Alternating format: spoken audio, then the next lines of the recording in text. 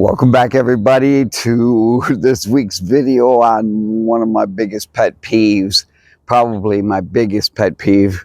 But before we get into that, like and subscribe and share. You know the routine. And if you're already subscribed, I appreciate you. Thank you so much. Our channel is growing so nicely. If you're not subscribed, what the hell are you waiting for? I mean, I've been doing this weekly, and I'm not running out of any info. My pet peeve, you guys, and I was probably guilty of this until I got with Teacher, who is Grandmaster Gene L. Coin, for those of you that don't know. He spoke of just blocking our body, head, body, whatever, our being, just blocking it. What do I mean by that? If I'm blocking my head is only this wide. All right. I don't need to block any more than that. That's as far as it needs to go. If my head is not this big, I don't need to block anything here. I just need to block here. All right. Oh, that's as far as I need to block. As far as my body, I just need to block that much. All right. If I try to hit this pole right now, and I went here, that pole didn't have to block, didn't have to move, didn't have to do a darn thing. I wouldn't have hit it. Same thing as if I'm going to be short on my strike. That pole didn't have to do anything. Didn't even have to blink. All right. And I got to give Master Son a lot of credit too, because in my early training, we used to do a thing called eye practice, where one person was trying to finger jab and we had to block, but we weren't allowed to blink at all. We had to keep our eyes open while those fingers were coming at us. And so we trained to keep angry eyes, to keep the eyes open and not close them and get into that shell that a lot of people get into. But blocking is just that simple, you guys. But it takes a lot of practice. I mean, I did eye practice as a little child. We would practice pat down and back fist, to where we would just tap that fist as it comes to us. Because if something, it's like a bullet. If a bullet's coming at whatever speed it's coming at, if it just clips anything solid that's stationary, the ricochet is going to happen. Okay, if I just touch the strike, it deflects big time. All right, so this is major. Just a couple of weeks ago, Israel Adesanya got knocked out because why? Reaching out, and then the overhand right came and dropped him. I was talking about Sean Strickland months ago, or maybe a year ago by now, fighting Alex Pereira, and he did the same kind of thing, reaching out, a left hook came and dropped him. Okay, your face is not out here, you guys. It's definitely not. All I have to do is cover me. All right, if I cover me, I'm fine. We used to do slides like this.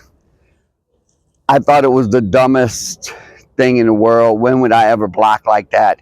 Then it got even dumber, because then I found out we're blocking a punch and then another punch.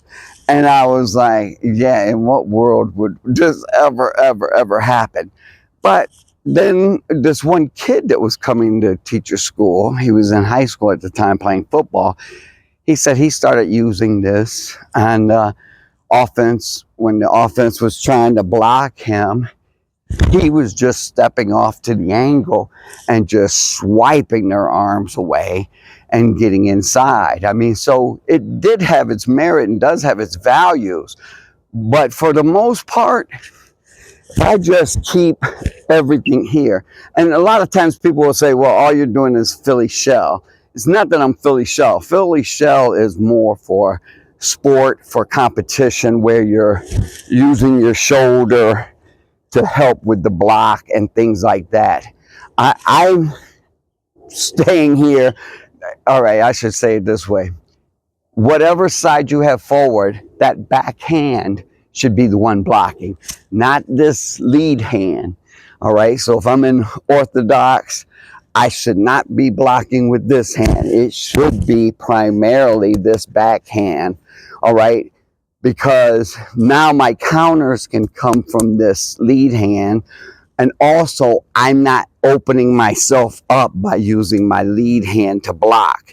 If I block my body and I'm here, now I'm opening up other targets, other openings for my opponent. So by using the backhand primarily to block, I'm drawing him in more. Okay, Grandmaster Chang said you should always come in with 80%. That way you have 20% to get out with. A lot of times when people are coming in, they're coming in with 100%. Now, of course, I'm not going to stand there and block that. I'm going to evade.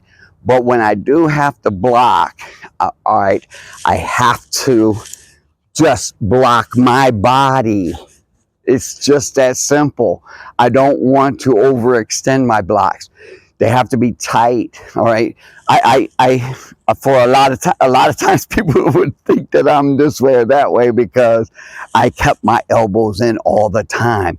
If I'm talking to somebody, my elbows are in, because if I keep my elbows in, you guys, all I have to do is move my arm just this much, and I'm covering from the temple down to the lower ribs. All right. I'm here. Look at it. It's just that little bit of movement, and I'm covered, I'm blocked. This is, to see this being done at the highest levels of fighting, and for those of you that might not be a subscriber and you're going to put in the comments, I'd like to see what you could do against Israel Adesanya or Sean Strickland or whatever. That's not anything to even compare. Israel Adesanya could probably throw a roundhouse kick up at me before I can think, and slap me in the cheek with it. So I'm not saying that. What I'm saying is, when these people are at this high of a level, why are they still doing this type of blocking to where they're trying to stop the opponent or, to push out? Let them come in. My gosh, the things that they could be doing. But anyways, that's blocking, and blocking should only cover my body. Teacher used to have us stand there and just raise the hands up. Just raise them up, clearing to just here. Just clearing like that, all right? And we did other drills that I don't think are really necessary, but something like that, to where when you step in your inside and you start seeing, and you're in whatever fighting stance you want to be in. Although we used to have to stand like that, I didn't agree. Even though it trained you to use your back hand, I don't agree with keeping my lead hand down like that. So me personally, I like to take a more boxing type of stance with like a reverse cat stance, if you will, to where my heel is up on the back foot. But that's not about blocking. So this is about blocking. All right. So I don't want to reach out, number one. I don't want to expand wide. That's not doing anything for me. My oldest son, when he would fight, it was amazing to me, because he would just slide enough to where he didn't have to block. He would evade just enough. You would see a foot go by here, and now he's, boom, a machine gun after that. So he had that evasion down to a science. I mean, he perfect timing, everything, a lot better than even myself could do. So I give him a lot of props. My oldest son Sean was a beast fighting, and he could really time everything perfect and just get out of way. You see McGregor in his prime, he was good for that. He could just pull back just enough to where the punch is touching his beard even, but he pulled back just enough to counter after that. So blocking is in itself a whole art, and I can't stand seeing people reach out to block. This is just, it goes against everything. And if I'm fighting somebody and I faint and I see them reaching out, I know I've got them. All right, so that's blocking. That's a pet peeve of mine, and I'm glad you guys are here with me. Peace be with you.